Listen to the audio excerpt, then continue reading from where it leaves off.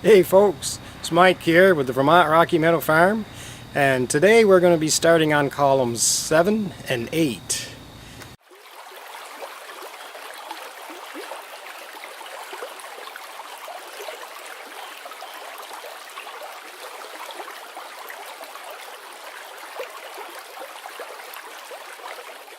Going to be doing things a little bit different this time.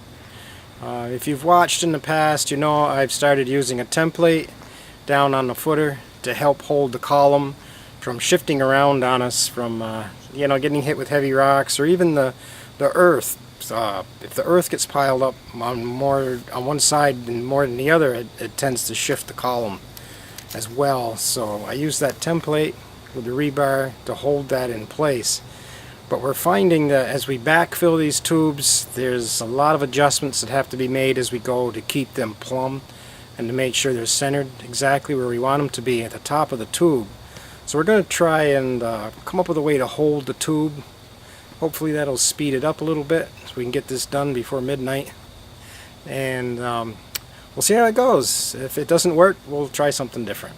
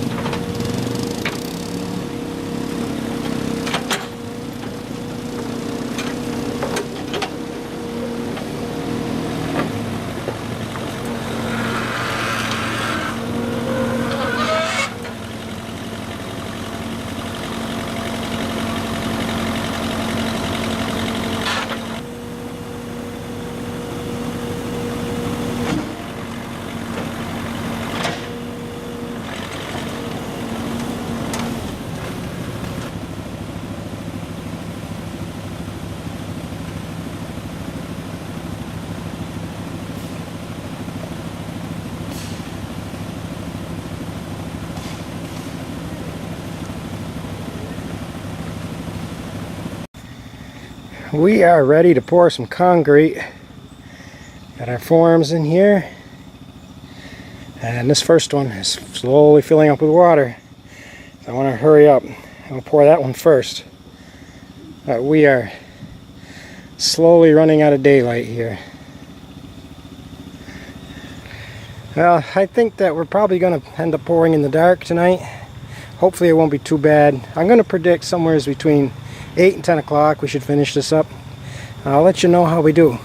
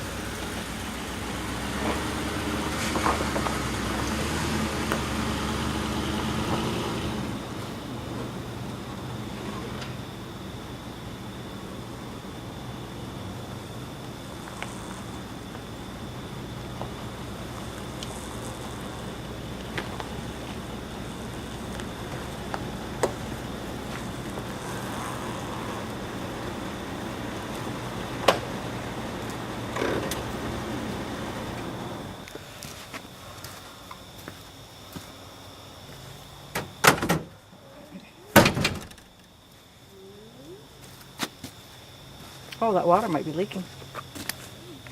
We decided to try 60-pound bags this time. We thought maybe the cement mixer would work a little better with two 60-pound bags versus two 80-pound bags that we were using. And that's because the speed of the drum rotation, even with a real low idle, is still a little too fast to really properly mix such a large amount. It doesn't go slow enough.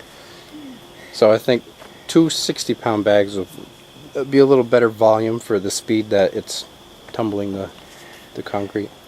But I also found out that, well, my truck can handle 12 80-pound bags, but to get the same amount of concrete I had to get 16 60-pound bags, and it was actually a little bit cheaper. I saved like $5 overall by buying the 60-pound bags. So I think I might get 60-pound bags from now on anyway, just for the savings.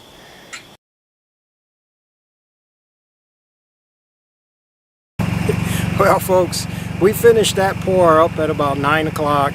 Not too bad. We're going to do a little cleanup now, and I'll see you in the morning.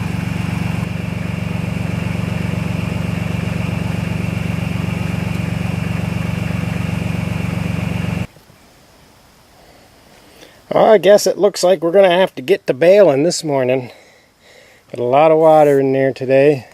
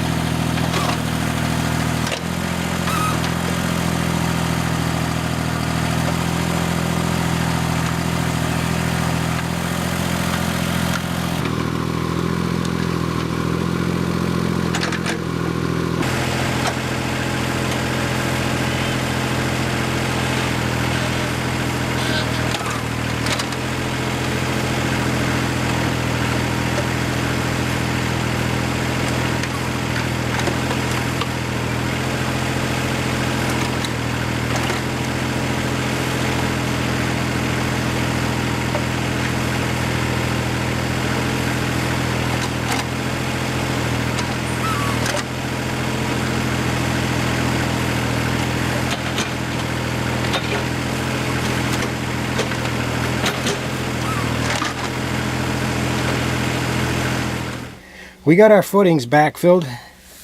A lot of you might be wondering why we backfill our footings and then set our sonotube and then backfill. You know, why don't we just set the sonotube and then just backfill everything all at once? But the reason we do this is because by backfilling the footing, it stops a lot of that water that keeps seeping in. And if it gets too wet in here, and if it gets wet on the sonotube base starts to deteriorate because they're only made out of cardboard. So by doing this, we keep everything as dry as we can. Backfilling these sonotubes has been really tedious because the top here wants to move around, and if you get too much dirt on one side, it'll push it one way. So we have to go a couple of feet, and we have to keep adjusting it all the way up until we get to about 2-3 feet from the top, and then it doesn't really move much. But it's a lot of tedious adjustment as we're backfilling, and it's slow. We have to put the dirt in real slow and be careful not to hit the tube. So I came up with this little bracing. I've got it so it attaches to this tube that's already in place, and then I have a donut over at the other end that goes around the sonotube, and my centers are perfectly 12 foot on center, which is just what we want. The problem is sonotubes are very imperfect building material, and although we're using 12-inch sonotubes, they vary anywhere from 11 inches to 12.5. So my donut had to be made a little big, and what I was going to do was just use shims to center the tube in the donut. Unfortunately, I forgot shims. Forgot to buy them. So we're going to have to kind of improvise on this one. And we also have side-to-side bracing here, so we can keep our tube positioned where we want it and keep it plumb. Hopefully this will speed up the backfilling. I have another one made with 2 donuts to go from this sonotube out to the second one. I'll show you that when we get it in place. If it doesn't work, I don't know, we'll have to come up with something different. The only real concern we have is that the bracing might interfere with putting the dirt in the hole, but we'll see how it works.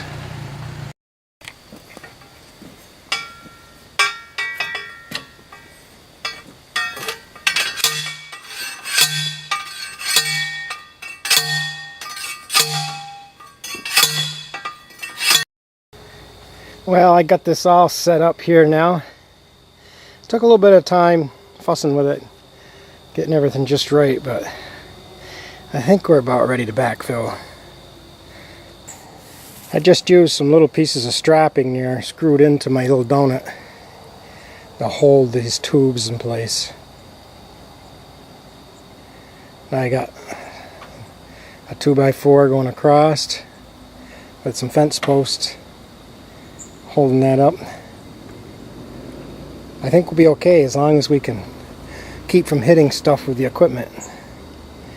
And we're still going to have to be kind of careful filling in around these tubes. Just because I got them anchored at the top and the bottom doesn't mean we can just start dumping dirt in. So we're still going to want to kind of use some finesse and take our time, but hopefully this will speed things up.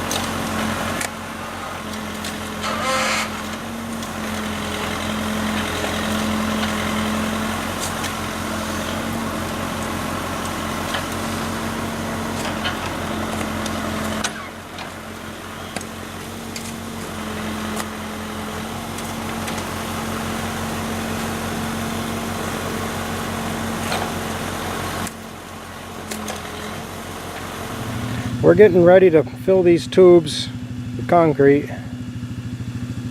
Our way of holding them, I think it worked out okay. I don't really know if it saved us a lot of time, considering the time it took me in the beginning to get everything just where we wanted it. But anyways, we're ready to move on, and we're finding that since it's so wet when we pour our footings, that the footings are actually settling on us, and we have to add to the top of our sonotubes. So you can see over here, that silver top, that's duct tape, because we had to add a little bit to the top of the tube to make up for the difference. And on these tubes here, we have to add about 2 inches. And we've also noticed that when we come out here a week later and we retake our measurements, that some of our tubes have sunk a little more. I don't know if this is going to be an ongoing problem, or things are just going to settle and be fine once everything gets settled. But so it does concern me at this point.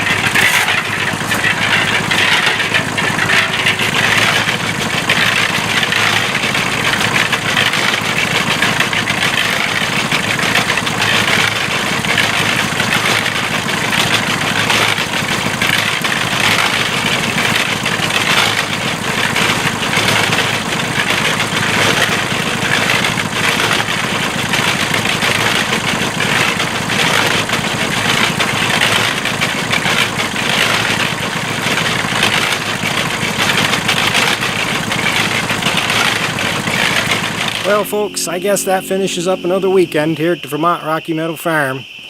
We got 2 more in, that's 2 more closer to being done. Thanks for watching, and we'll see you next time.